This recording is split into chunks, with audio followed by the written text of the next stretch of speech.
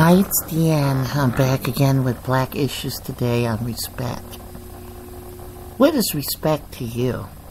Now, you always hear that song, if you don't respect yourself, then nobody's going to give a hoot. What does that mean to you? Respect. If you can't respect yourself, how can you respect another person's rights? How do you expect others to give you civil rights if you can't act respectful?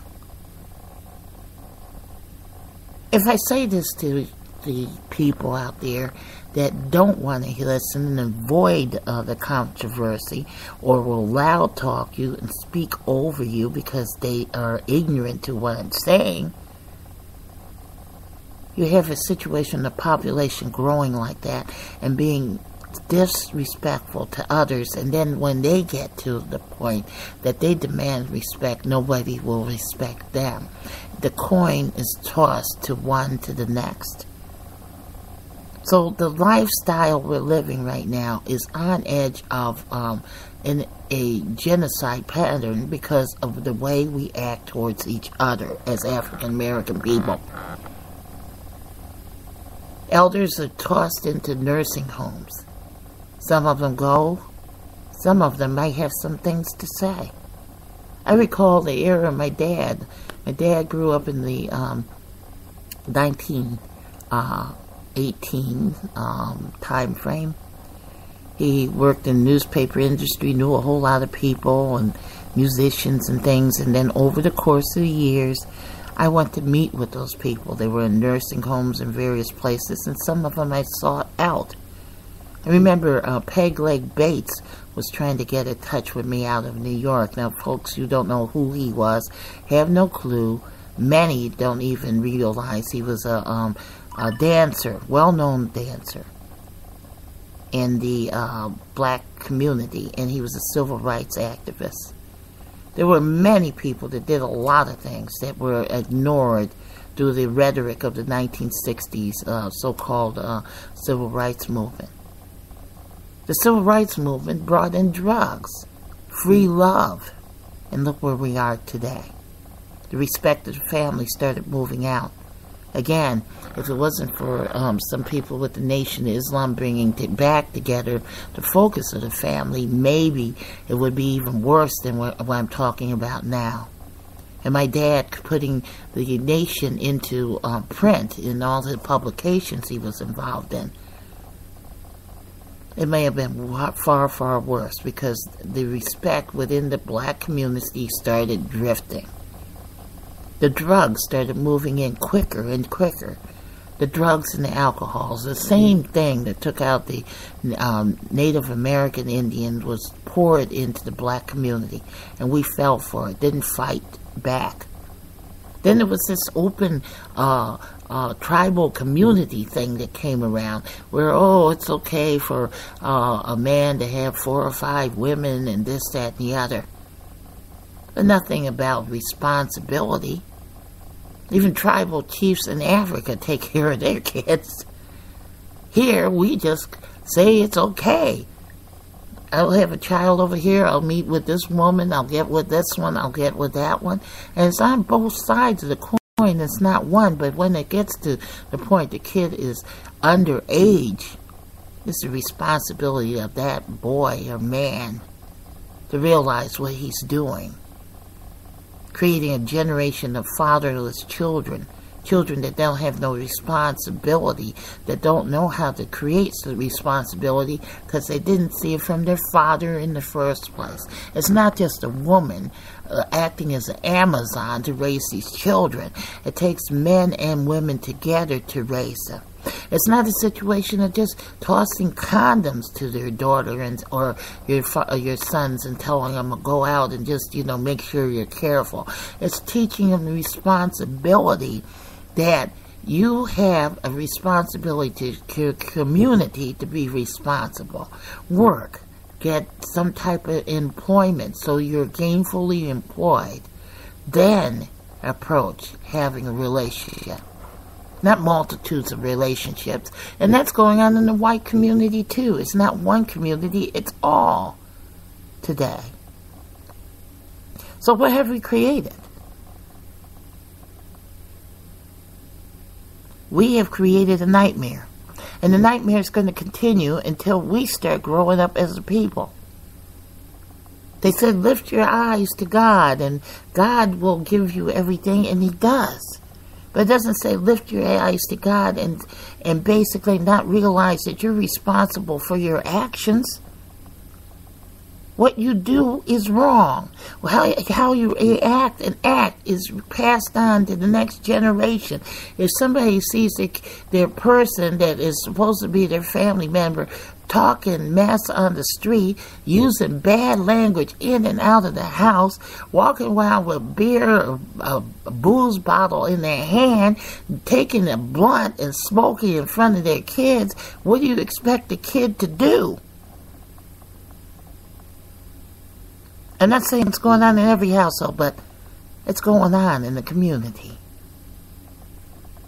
It's going on the street. It's in the community. Kids see this, even if it ain't your kid. The response is, well, I'm doing my thing. Okay, you can do your thing, but do you have to expose everybody to it? And then you look at yourself in the mirror. Is that what you want to expose yourself to? God, people are in their late 20s right now and don't know what the hell they want to be. They see no future because they see nothing left from before. And what was left before was destroyed. I remember in the 60s when the civil rights movement took effect. It actually was a black power movement that brought it in, but then it became a women's movement and gay liberal movement, and it moved into flower children, everything else other than black. It just floated from one level to another, rainbow situation.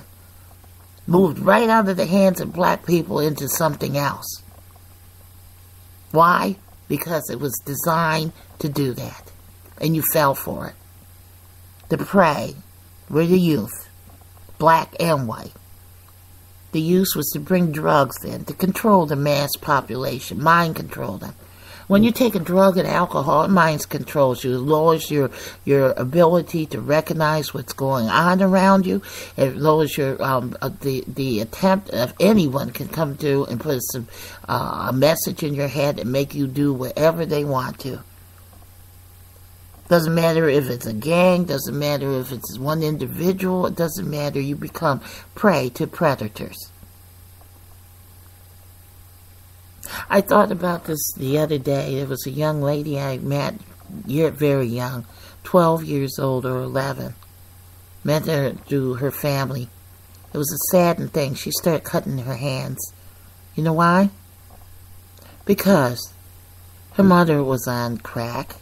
She didn't know where her mother was. She had visited one of these houses herself and her siblings. She's floating around. She has no stability of life. The father, in this particular case, is trying to do what he can to struggle, to try to keep everything afoot, but has little. And the child is adversely affected. If they talk and mention anything or say anything, these children can't say anything because they're told to stay in your place. Don't talk back. Don't tell us anything. But they're looking at adults doing what? And then you expect that child to grow up with what value system? Another woman told me about her grandson. All of these are African American people. Her grandson is young, not even in the teens yet. He's going around seeing stuff in front of him and he's upset. She's upset. He's seeing things he shouldn't, saying things he shouldn't at that very young age. Because that's what is in front of him. Because the parents don't have any self-respect. And therefore the children, how are they going to develop the respect? And the parents themselves don't understand that you don't put that in front of your kids. It's not a black thing. It's not a right thing.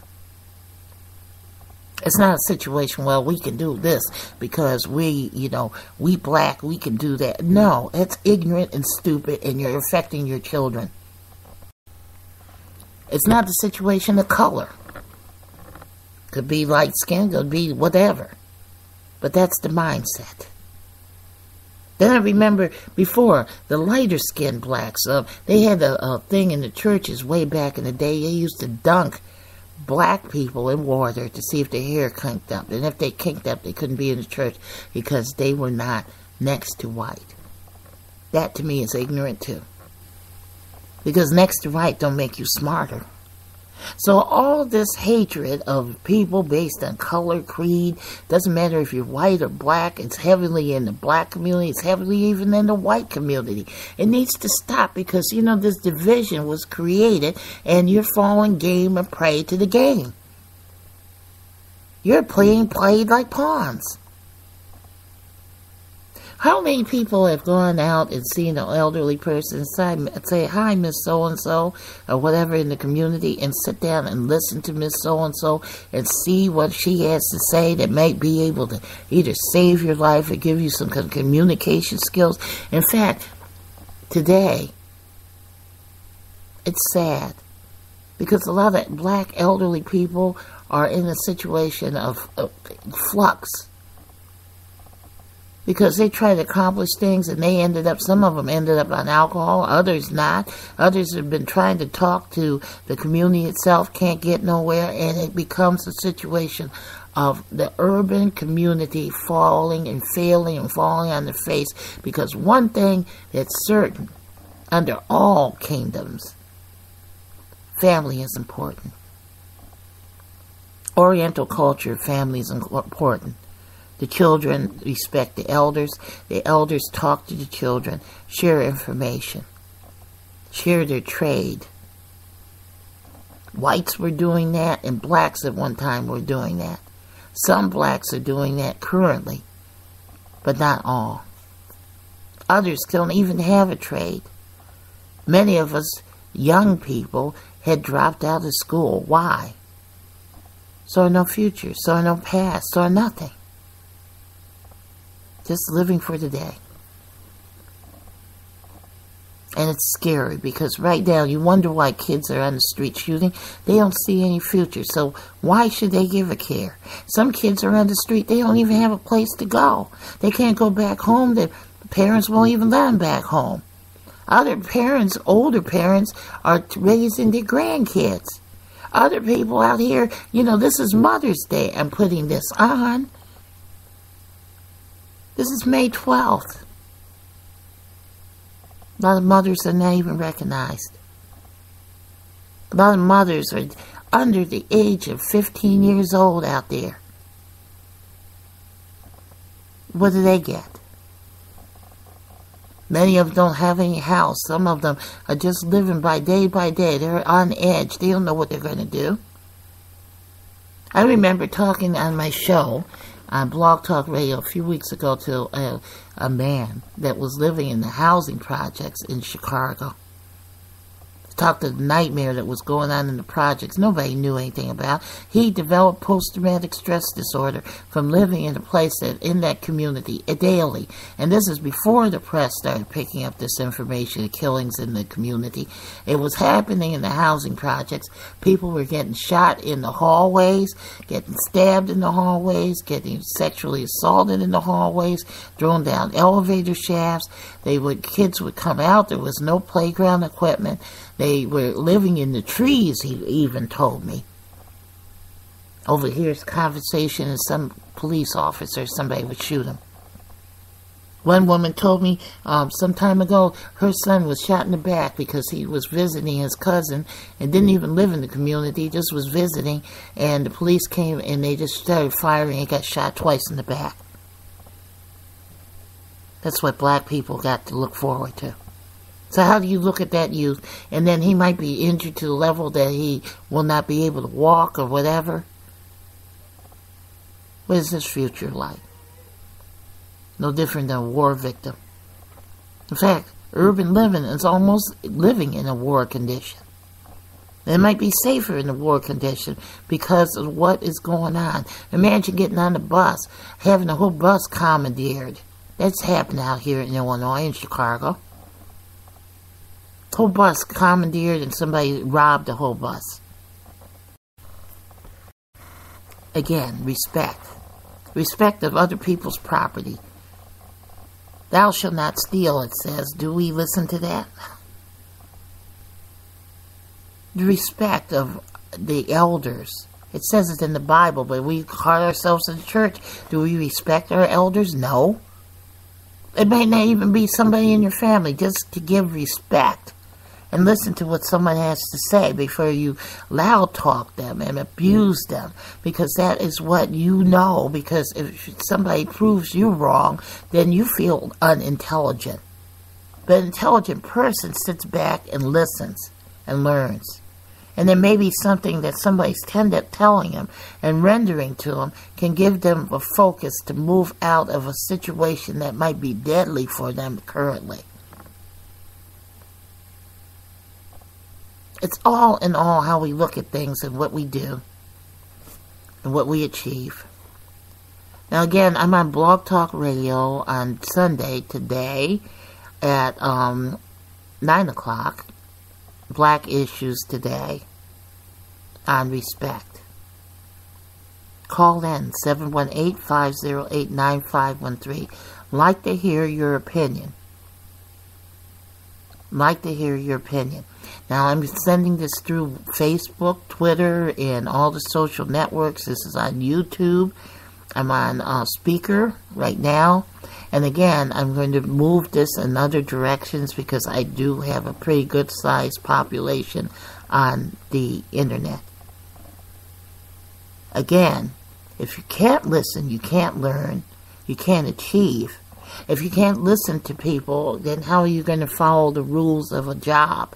How can you follow and do anything if you don't have respect for anyone and don't want to hear and listen to anyone?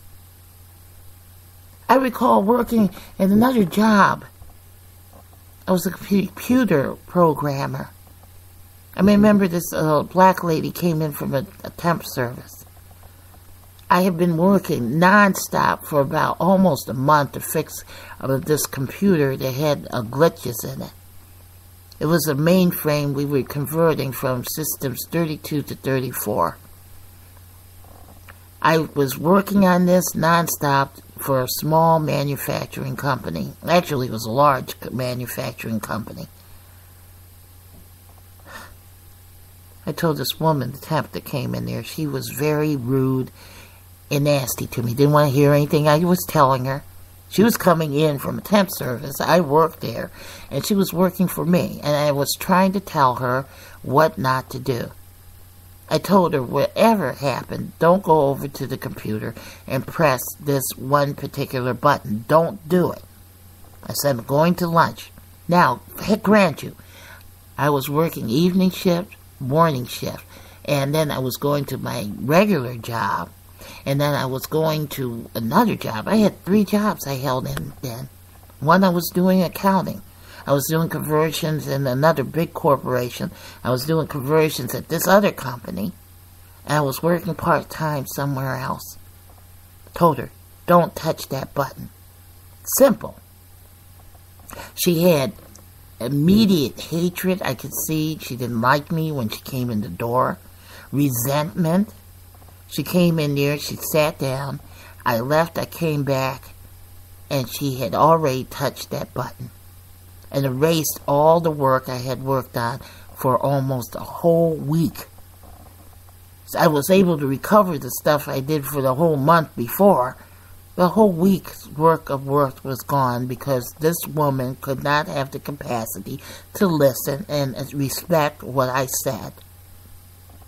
African-American woman talking to her, another African-American woman, the respect of the fact that I was telling her to do something, but if it was a white person, she would have listened to them. Because I was black, why should she listen to me? I'm no different than her, so I ain't gonna listen to her. I'm gonna do what I want to do.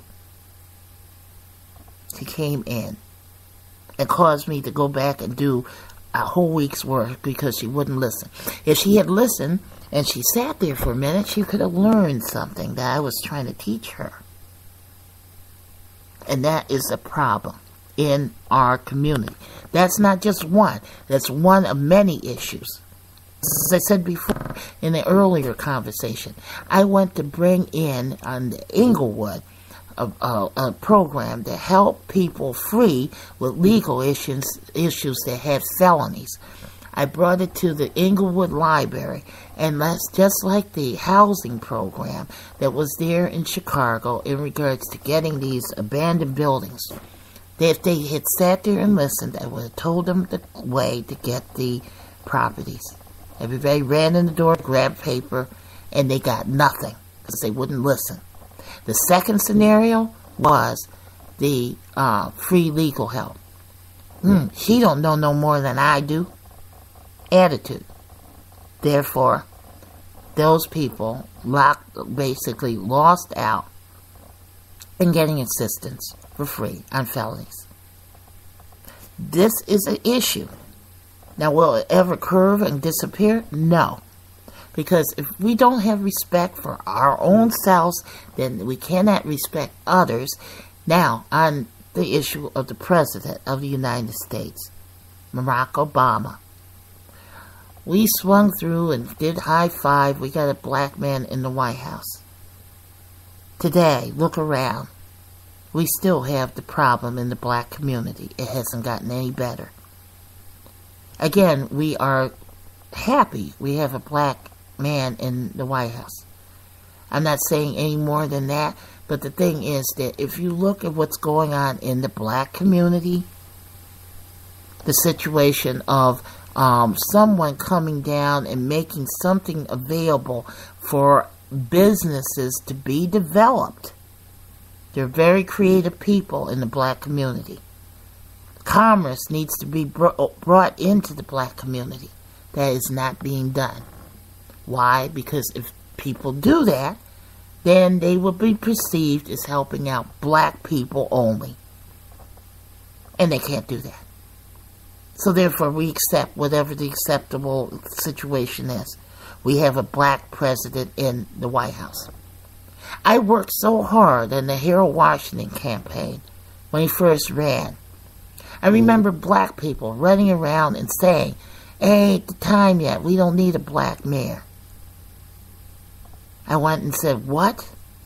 I was living on the north side in McClure Court, right by CBS Studios. One of the few blacks that lived over there. And it wasn't my father that brought me there, it was me that brought me there. To get black people to realize what was going on. Operation Push was outside, marching outside CBS door. I went back and told my mother what was going on. And she was just appalled to what the broadcasters were saying about the campaign of Harold Washington. Bernard Eckton was running for mayor then, and he could say anything about Mayor Harold Washington. I was appalled. I went out and I did everything to make sure that Harold got elected with the North Side vote. I went from everyone to the late chairman of the board, Cook County Board Chairman, George Dunn. We became friends. I went to the alderman there. I worked day and night, having people, working with people, getting that election for the North Side to bring and swing that vote in for the late Harold Washington. I did things through the media, through Operation Push, bringing the media to Operation Push headquarters. Again, I saw the significance of we having a black person in that made a change. I had never seen so many people in my life during the time on Harold 1. We went down to McCormick Place. The place was swamped. We were walking down to 22nd Street. We did it, we said. People were in unity. That was a time to be proud. Black people coming together. Now the same thing happened with the current president. But the difference was the movement kind of more or less existed, and then it stopped and everybody went back to where they were, and then the black condition in the community is right where it is, still stagnant and not moving, and same old is going on. The universities are taking over the community and buying up the property. There's a land grab in Chicago, and the community on the south side of Chicago is getting controlled, not by the people in the community. And if people are losing their houses, but if a black person comes down there and talks to them about a bunch of nonsense, they will listen because they're talking the language. But somebody tells them or tries to tell them what needs to be done to approach this so they can win. They don't want to hear it because A, if you don't talk the lingo, B, if you don't look the part in the role, then you cannot get through to most. Because that's the way the thing is set up. And that is black genocide. And it's mind control. And the thing is that we as black people need to stop doing what we're doing. The same thing exists in American Native, American Indian tribes as well. They have the chiefs control everything, the people over there are suffering. I get stuff from the Sioux Nation, the Cherokee Nation, I get stuff all over across the board, same complaint. Whites are feeling the same complaint too, on the other end. It's all about the use of the word respect, understanding, being a part of a family. Family power is Donald Trump. Family power is people that have families, generations of families, taking the realm of a business and moving with it. Black community, we have a few. That's about it. Rest of the family movement of those positions are gone. No black banks. Truly owned by black people. Truly owned, not existing. No black airports. No cars that are created. We're told no, and we believe it. And somebody else tells you, yeah, that's black. You want to hear it, and that's where it is. So when are we going to change and stop this? This is 2013. Communicate. Stop being played in the part of the genocide program. Again, I'm going to be on tonight, on Sunday, 9 p.m. Share your thought. Call 718-508-9513. Like to hear from you. Email me at danne.burley@gmail.com. Go to blogtalkradio.com/Deanne Burley Show. You can go to my website, which is deanneburleyshow.com. DANNEBurleyshow. Like to hear from you. This is the last recording on Black Issues today on respect. Thank you for listening. Please send me your comments.